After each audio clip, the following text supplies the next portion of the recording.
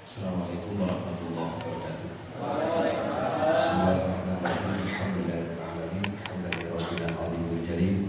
Salatu wassalamu ala rasulih Muhammadin al-hadid jalil wa ala alihi washabihi al-ansari al-qanadir.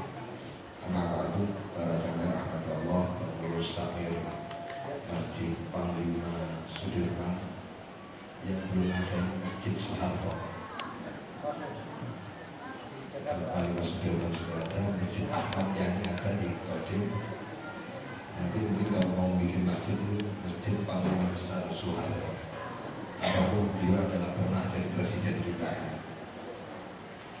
Para jamaah rahmat Allah,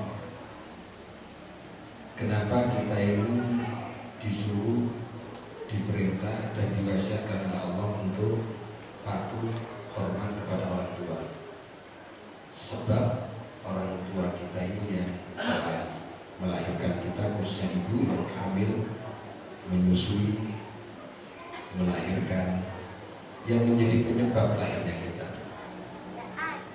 Kenapa kita disuruh hormat kepada orang yang lebih tua? Karena orang yang lebih tua itulah yang memberikan jalan, yang memberikan petunjuk, yang mendidik dan mengajari kita dalam kehidupan sosial kita sehari-hari. Kenapa kita harus hormat dan menghargai para pahlawan kita? Karena penyebab kita bisa damai dan aman itu adalah para pahlawan terdahulu kita ini. Dan kenapa kita ini diminta untuk sujud kepada Allah, diminta untuk ibadah? Karena Allah yang memberi rezeki. Penyebab kita mendapatkan umur, penyebab kita mendapatkan kesehatan dan keimanan adalah Allah Subhanahu wa Ta'ala. Yang menjadi penyebab itulah yang kemudian kita hargai dan kita syukuri. Hidup ini tidak tiba-tiba. Maka Rasulullah pernah ditanya oleh sahabat, "Wa ma khalaqahu Allahu qabla asya?" Wahai Nabi, apakah ada yang menyebabkan sebelum Allah menciptakan sesuatu ini, apakah ada penyebab adanya penciptaan yang diciptakan oleh Allah Subhanahu wa Ta'ala? Atau apa yang diciptakan Allah sebelum Allah menciptakan segala sesuatu? Sebelum Allah menciptakan manusia, sebelum Allah menciptakan langit, apakah ada sebelum itu yang diciptakan oleh Allah Subhanahu wa Ta'ala? Rasul menjawab, "Innallah, sesungguhnya Allah, khalaqa qabla kulli syai'in." Sesungguhnya Allah itu sebelum menciptakan segala sesuatu itu, yang diciptakan adalah nura nabiyika Muhammadin. Yang menjadi penyebab sebelum diciptakannya segala sesuatu, kulli syai'in, itu adalah nura nabiyika Muhammadin. Ini hadis, bukan Al-Quran, ini hadis sahih. Jadi yang menyebabkan lahirnya manusia, adanya bumi dan seluruh isinya adalah karena Allah sebelumnya menciptakan nura nabiyika Muhammadin, yaitu cahaya Rasulullah sallallahu alaihi wasallam. Maka yang menyebabkan itu adalah cahaya Rasulullah sallallahu alaihi wasallam. Malaikat pernah bertanya kepada Allah, "Ya Allah, kenapa banyak malaikat yang bersujud kepadamu?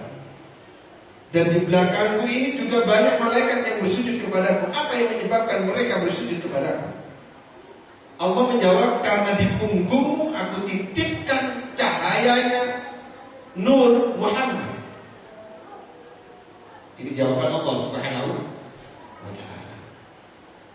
Sehingga yang menyebabkan Nabi Adam itu kemudian dijadikan satu tempat untuk bersujud oleh para malaikat, karena di punggungnya dititipkan cahaya Nur Muhammad.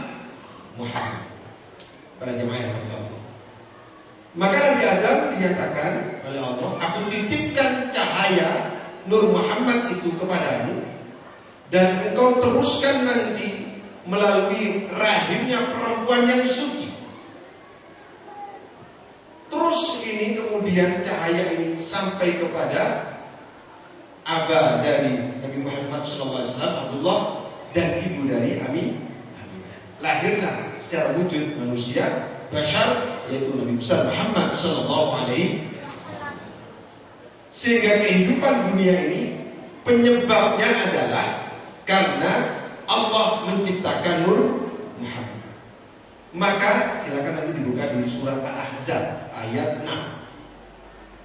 Insya Allah ini jarang dikaji ayat ini. An-Nabiyyu, ini bunyi ayat 6 surat Al-Ahzab. An-Nabiyyu aula bil mu'minin min anfusihim wa azwajuhu ummahatuhum wa ulul arhami ba'duhum aula bi ba'din. Begitu ayat yang saya baca. Ini agak panjang, sebenarnya saya ambil setengah dari satu ayat surat Al-Ahzab. An-Nabiyyu, bahwa Nabi Muhammad SAW aula, lebih berhak mengatur bil mukminin, bagi orang mukmin, min anfusihim, daripada orang mukmin itu mengatur diri kita sendiri. Yang punya hak mengatur diri kita itu Nabi, bukan kita. Itu Al-Quran, punya Al-Quran. Jadi kita ini sesungguhnya tidak berhak mengatur diri kita. Yang berhak mengatur kita adalah Rasul. Karena penyebab. Siapa yang punya hak mengatur anak? Ibu dan bapak. Maka sangat luar biasa ayat ini. Nabi itu lebih berhak mengatur kamu daripada kamu mengatur dirimu sendiri. Nabi itu lebih berhak mengatur orang mukmin daripada orang mukmin itu menentukan cara mengatur dirinya sendiri. Jadi kalau kita mengatur diri kita sendiri menurut kita, itu telah merampas haknya Nabi. Jadi kalau kita mengatur diri kita dengan cara kita, dengan urusan kita, dengan pedoman kita, maka sesungguhnya kita telah merampas haknya Nabi. Karena Allah menyampaikan yang berhak mengatur orang mukmin bukan orang mukmin, tetapi Allah yang mengatur adalah Rasulullah SAW. Ini makna aula di sini. Silakan dilihat di surat Al-Ahzab, sangat jelas sekali. Aula yang kedua maknanya adalah yang lebih utama. An-Nabiyyu, bahwa Nabi itu aula, lebih utama bil mukminin, bagi orang mukmin, min anfusihim, daripada orang mukmin itu sendiri. Jadi diri kita ini, bahkan jangankan harta, nyawa kita, umur kita, diri kita ini tidak lebih utama daripada Nabi. Yang lebih utama adalah Nabi. Jadi kalau orang itu mengutamakan dirinya sendiri, tidak mengutamakan Rasulullah SAW, sebenarnya dia telah merampas haknya Nabi. Para jemaah rahmati Allah. Nah, Nabi itu untuk bisa menyatakan bahwa kita diatur oleh Nabi. Bagaimana Nabi kan sudah meninggal dunia? Karena khulqul Quran, ahlak Nabi adalah Al-Quran.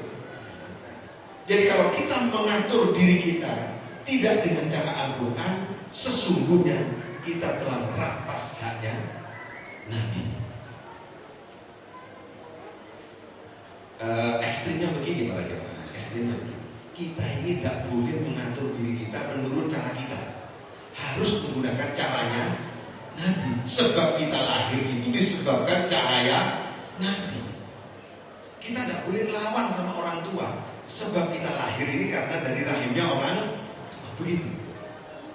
Kita ini ada, bumi ini ada, semua wujud langit dan bumi ini ada karena Allah menciptakan cahayanya Nur Nabi jika Muhammad itu. Sebab nurnya Muhammad. Pertanyaannya, apa ya orang mukmin itu telah mengutamakan nabinya daripada dirinya sendiri? Jawabannya insya Allah mengutamakan diri sendiri. Insya Allah. Apa iya kita ini telah memberikan hak mengatur kita kepada Rasul, ataukah kita telah merampas haknya Rasul mengatur kita, atau kita menghalang-halangi Rasul mengatur kita? Jawabannya insya Allah yang lebih banyak kita merampas haknya Nabi besar Muhammad Sallallahu Alaihi Wasallam. Lupa kalau gitu kita tidak punya hak asasi. Nah, ini kalau kita ngomong esensi, ini kan niatnya ngaji. Kalau kita ngomong esensi, hak asasi itu yang mana? Hak itu adalah sesuatu yang kita miliki, yang mutlak dimiliki oleh kita. Kalau memang kita ini memiliki diri kita, coba Bapak rencanakan nanti jam 12 Bapak kencing, bisa nggak? Aku tak kencing jam 12, nanti tak berak jam 1. Terus berak saya nanti tak ukur harus paling panjang lah 3 cm. Bisa nggak ngatur begitu?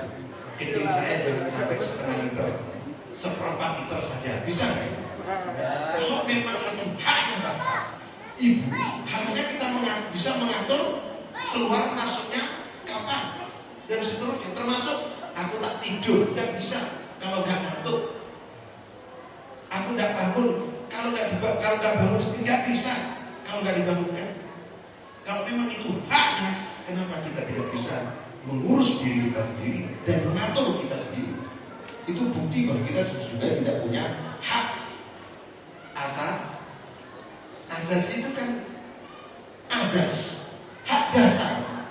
Hak dasar manusia itu siapa yang punya? Rasulullah Sallallahu Alaihi Wasallam. Itu kalau ngomong hak asasi sesungguhnya. Asas itu kan dasar, basic. Hak kita ini milik siapa? Rasulullah Sallallahu Alaihi Wasallam. Ini para jemaah. Contoh, kalau kita tidak menggunakan Al-Quran, ada ayat berbunyi begini: wa in tuti aktsara man fil ardi yudilluka an sabilillah. Jika kamu mengikuti pendapat banyak orang, bukan pendapat yang benar, tapi mengikuti pendapat banyak orang, yudilluka an sabilillah, maka Allah akan menyesatkan kamu dari jalan yang lurus. Karena apa? Kebenaran itu tidak terhitung dengan jumlah banyak maupun sedikit. Kebenaran itu berdiri sendiri. Ini kaitannya dengan banyak-banyakan suara. Apakah kalau banyak suara itu mesti baik? Belum tentu. Al-Quran menyatakan, wa in tuti, jika kamu atau aki-akian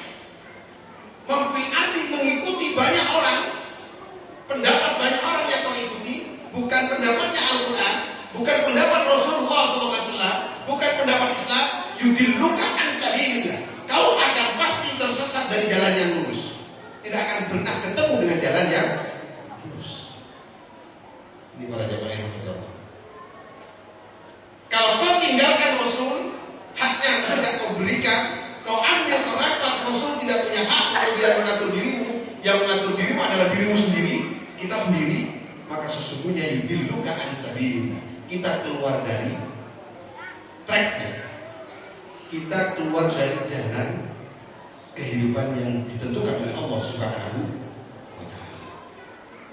Maka kalau kita ini on the track, kalau kita ini ada di jalan yang lurus, setan itu gak bisa menggoda. Makanya kalau bulan Ramadan setan terbelenggu karena setan gak bisa masuk jalan yang lurus, gak bisa. Jadi kalau ingin mengusir setan, cukup kita serahkan pengaturan diri kita kepada Rasul, itu sudah gak bisa setan masuk. Dengan berpuasa, dengan bertawaf, dengan bertadarus, gak bisa masuk. Karena on the track. Seperti kita ini hari ini, gak bisa digodai, gak bisa digoda oleh setan. Yang kedua, ada ayat yang berbunyi, wa'alamu anna fikum rasul lau yuti'u fi katsirin minal amri la'anittum. Ketahuilah bahwa kita ini wa'lamu anna fikum, ketahuilah bahwa kita ini lahir ada Rasulullah, ada Rasul yang menjadi penyebab kita lahir ini.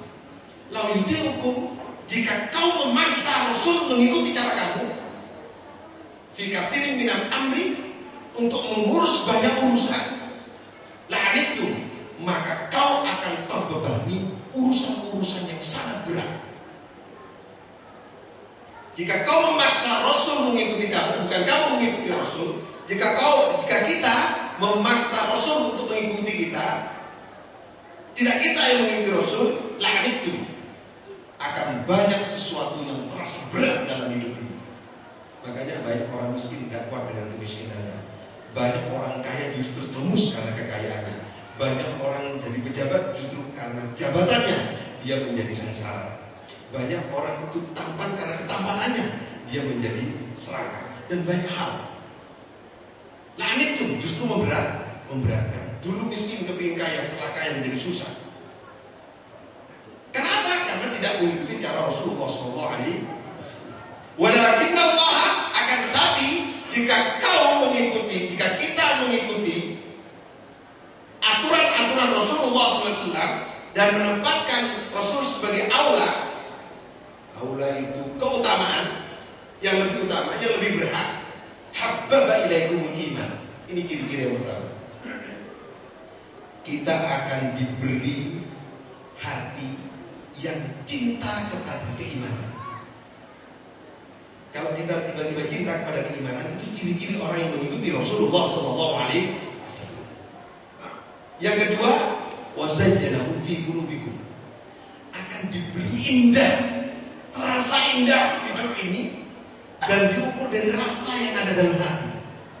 Kalau hidup ini indah, tenang, tentram, nyaman, sejuk, segar, rumah tangga, sakinah, mawaddah warahmah, ciri-ciri orang yang mengikuti Rasulullah SAW dan menyerahkan aturan hidupnya kepada aturan Rasulullah SAW. Wazayyanahu fi qulubikum. Yang kedua. Yang ketiga, wa karraha ilaikumul kufra. Kita dibikin tidak senang terhadap hal-hal keingkaran, terhadap kekufuran, terhadap kemunafikan, terhadap kefasikan, terhadap fitnah, terhadap hasud. Kita tidak dibikin senang oleh Allah. Tiba-tiba muncul nggak senang terhadap kekufuran. Karena ada orang kepingin nggak senang itu sulit, kepingin senang juga sulit. Itu karunia dari Allah Subhanahu wa ta'ala. Wal fusuqa wal isyan. Siapa mereka? Ulaika humur rasyidun. Mereka itu adalah orang-orang yang diberi pangkat oleh Allah sebagai orang yang rasyid, orang yang punya kecerdasan. Berarti orang yang mengikuti Rasul itu adalah rasyid. Makanya pemimpin thariqah namanya mursyid. Kenapa kok mursyid? Mursyid itu artinya, rasyid itu artinya orang yang pandai. Dengan kepandaiannya dia hati-hati dan teliti. Ada orang pandai tapi nggak teliti. Ada orang pandai tapi nggak hati-hati. Kalau ada orang pandai lalu teliti dan hati-hati, itu namanya rasyid, mursyid. Siapakah mursyid itu? Siapakah rasyid itu? Orang yang menyandarkan kehidupannya kepada cara hidupnya Rasulullah Sallallahu Alaihi Wasallam. Ini ayat yang kedua. Ayat yang ketiga. Walau tabal haqqu ahwa'ahum la fasadatis samawati wal ardh. Ini ancaman. Jika engkau mengikuti caramu, mengikuti nafsu kita, la fasadatis samawati wal ardh, maka akan rusak langit dan bumi. Apabila kita tidak mengutamakan Rasul dan tidak mengembalikan hak-hak pengaturan itu kepada Rasulullah SAW, maka langit bumi akan rusak. Para ahli sudah sibuk tentang tipisnya lapisan ozon. Sibuk semua. Kenapa? Karena membuat kerusakan. Kenapa membuat kerusakan? Karena tidak taat dan tidak patuh kepada cara Rasulullah SAW. Calon-calon presiden sekarang sibuk untuk mengurusi kebocoran. Siapa yang membuat bocor? Siapa yang membuat korupsi? Siapa yang membuat kerusakan? Adalah orang-orang yang tidak mengikuti cara-cara Rasulullah Shallallahu Alaihi Wasallam. Lafazan dari Islam, lah sungguh pasti akan terjadi kerusakan di muka bumi kalau kita tidak mengikuti cara Rasulullah Shallallahu Alaihi Wasallam. Nah, untuk tahu cara Rasulullah Shallallahu Alaihi Wasallam, kita harus pertama kali membuka Al-Qur'an. Ini baru tafsir dari An-Nabiyyu Aula bil Mu'minin min anfusihim. Belum, ayatnya panjang. Ayatnya panjang.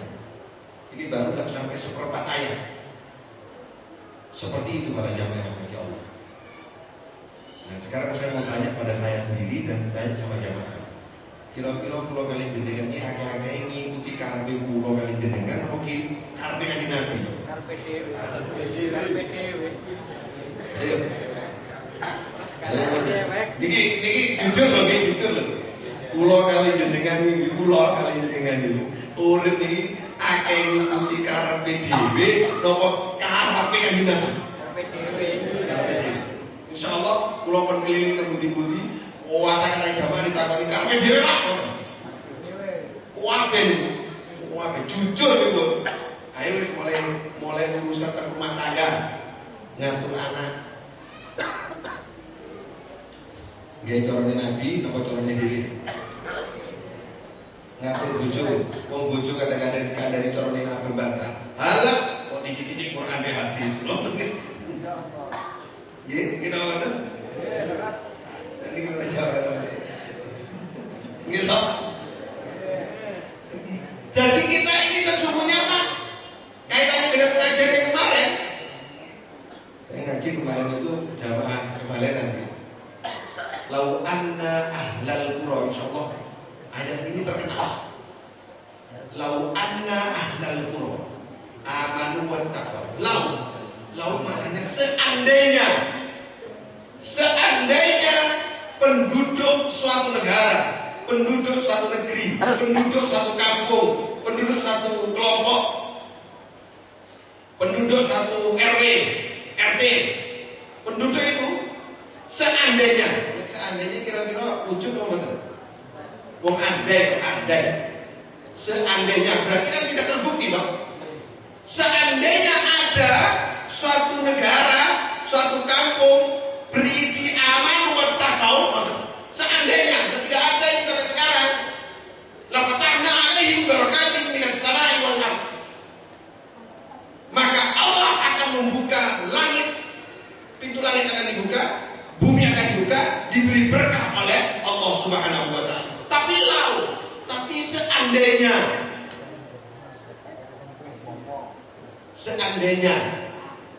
seandainya berarti nggak ada. Makanya sing sumpah rumpat gue geran Metro TV karena TV One betul-betulan gue geran kalau pokoknya seandainya. Nah, kalau ini seandainya berarti kita ini imannya, ketakwaannya, patuhnya kepada Rasulullah Sallallahu Alaihi Wasallam masuk kategori seandainya.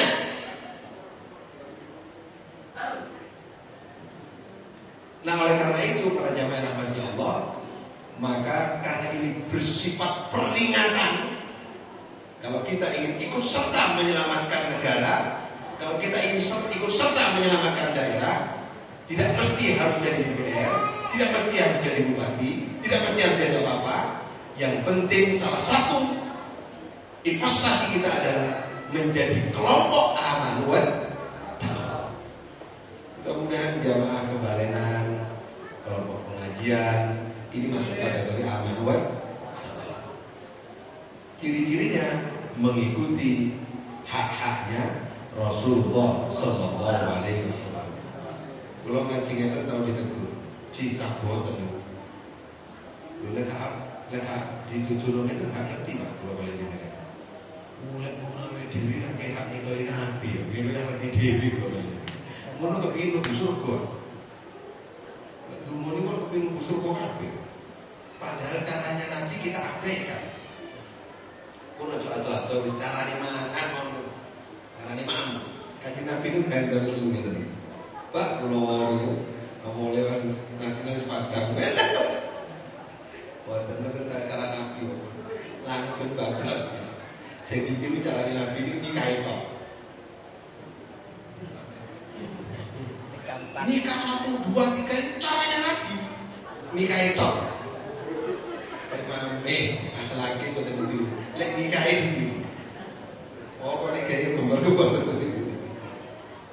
Monggo mulai saiki ngatur bojo, ngatur anak. Ndak ada bapak soleh dong, sing anak soleh. Nih, apa ada? Mari kita didik, mudah-mudahan kita ini menjadi anak yang soleh dan solehah, bapak soleh, ibu solehah itu betul. Artinya di situ ada tanggung jawab orang tua melahirkan anak yang soleh dan